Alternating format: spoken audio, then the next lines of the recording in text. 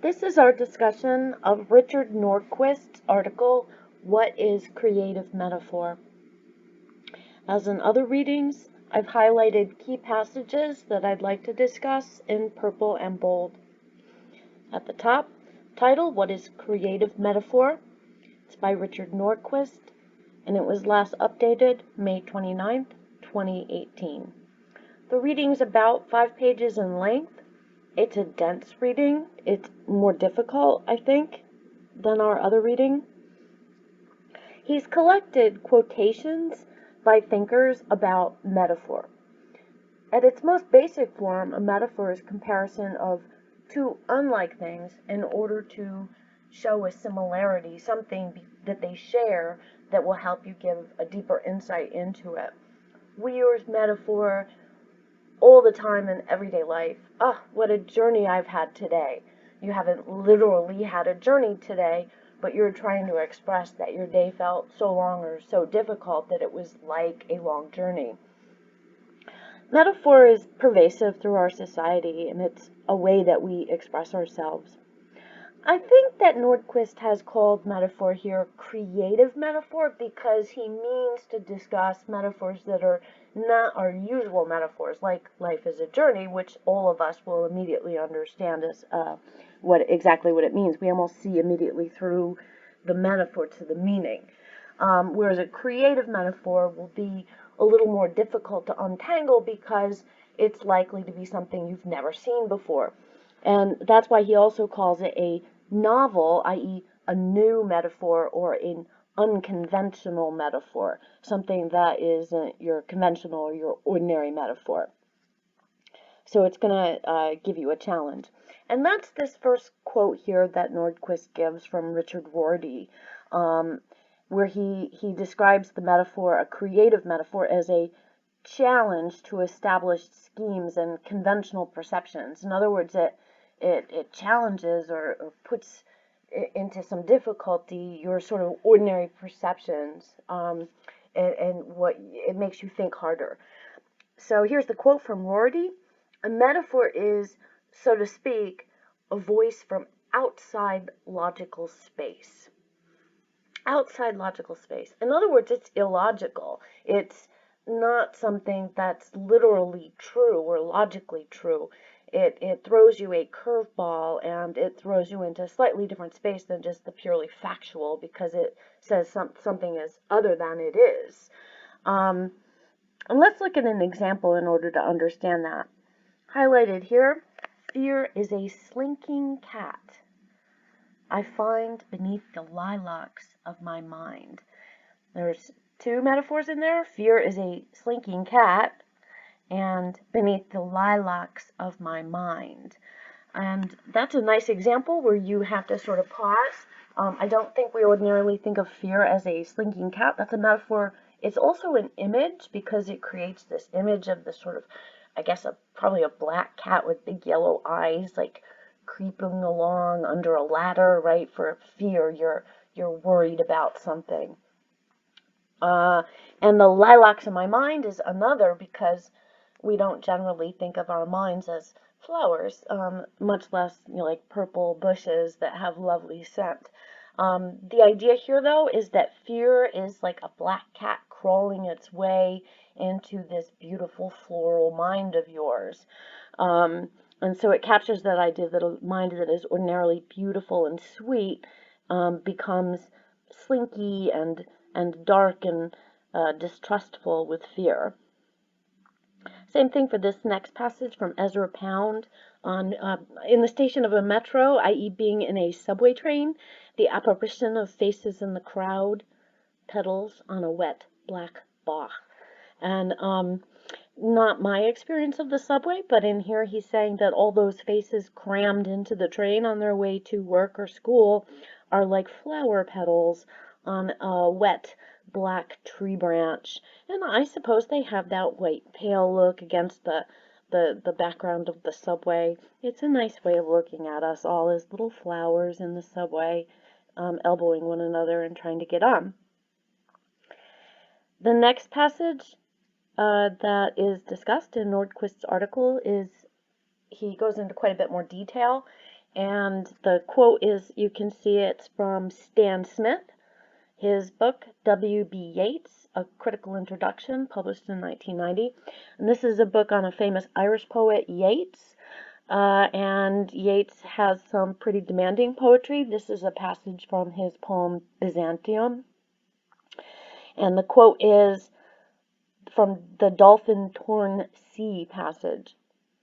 Those images that yet fresh images beget, that dolphin-torn, that gong-tormented sea.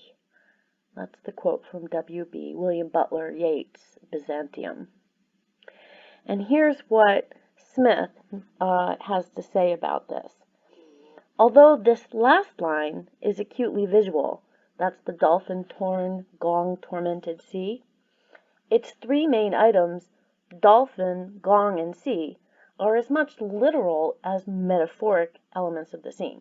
So first, it's a highly imagistic line. That's why it's acutely visual. You can picture dolphins leaping in the sea, and also the sound of a gong splashing the waves, as it were. So both the dolphins and the gong are churning the sea. Nonetheless, as Smith says, the dolphin and the gong are as much literal as metaphoric. What's interesting here is that this could seem to be a metaphor, but it's actually pretty literal. There are literally dolphins swimming in a sea, and there is a gong sounding over the sea. So it's a literal scene that Yeats is painting for you to imagine, and it feels metaphoric because I think we don't often think of dolphins and gongs in the sea as tearing and tormenting. And in fact, as Smith goes on to say, the metaphor is less in the dolphin and the gong and much more in the verbs, torn and tormented. He says he talks about the torn and tormented cannot literally be applied to water. You don't ordinarily think of water as being torn. It doesn't tear in the way paper or fabric does. Also, we don't think of water as tormented. That's personification. Water doesn't, we think, feel pain.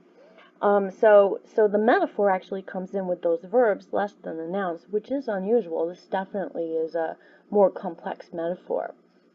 So if we look at the whole passage, the last line is acutely visual, i.e. it's an image. It has three main items, dolphin, gong, and sea, and these are literal as much as metaphoric elements of the scene, because the gong and the dolphins literally are in the poem as themselves. Of course, he says, dolphin and gong also stand for something else. They are themselves, but they're also symbolic of other things. So they have a symbolic element that layers on meanings. Dolphins are sort of, as he says, the vitality of the living animal. I think dolphins also are intelligent and very active, and we identify with dolphins probably more than other fish. And the gong, he says, is the authority of religion over the spirit, because that gong is often associated, especially in Buddhist religions, with meditation on spiritual thoughts. So it's literal and it's symbolic. It paints an image, and in the verbs turn and torn and tormented, it does include metaphor. So there's several layers of sort of figurative language going on here, metaphor being only one of them, symbolism and imagery being two others.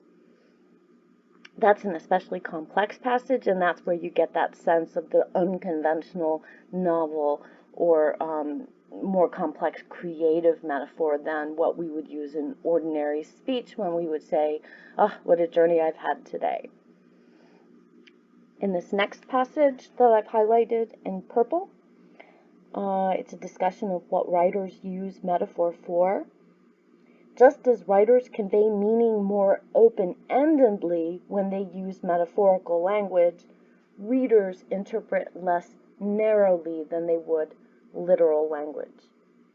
In other words, when a writer uses metaphor, they're trying to open up just the one basic thing to give it layers of added meaning. And And because of that, they're expecting their readers will interpret less narrowly, that they will look at it more widely. They will understand that, say, that dolphin or that gong or the water are more than just themselves. And that's what metaphor does, is it allows you to express complex ideas by layering different images or ideas on top of one another and combining them so you can see crossover. As the quote here from Murray Knowles and Rosamund Mund says, meaning is communicated between writer and reader in a less precise, it's less exact way, even though it might be very concrete, very vivid. It might have nouns that are using verbs that are acting. It might create a little scene. So it's the fuzziness of meaning that makes metaphor such a powerful tool, because it allows you, by fuzzying it, to add on many depths to sort of what might have been a very simple idea. He also talks about the chaotic elements of metaphor, and that's true because it creates a situation where you're balancing between more than one thing at a time. It's not just a dolphin, it's also the vitality of the sea. It's not just the gong, it's also the meditation on spirituality. The water becomes more than just a water. It becomes torn and tormented, a frame of mind feeling in conflict. And communicating through metaphors, here's the quote from Sue Silverman. By ruminating upon ourselves, we also conjure stories of others. By this acknowledgement of others' experiences, we address a whole range of social, political, and cultural issues. In other words, that what metaphor can be used for is to sort of put you in another place than the purely one layered experience that you've had. You've experienced only your life, but actually, you've probably never experienced swimming with dolphins, or I haven't experienced swimming with dolphins, certainly not with a gong ringing out. But by Yeats using that image, he helps you to ruminate, i.e. to think more deeply about and conjure up, almost magically bring up the stories of another, experiences of another, so that you can imagine a different way of seeing things. And I think overall that's Nordquist's point here, and that is by layering on many meanings into a few words, a creative metaphor allows you to get more depth of meaning and a wider range of experiences into a single line or even two words.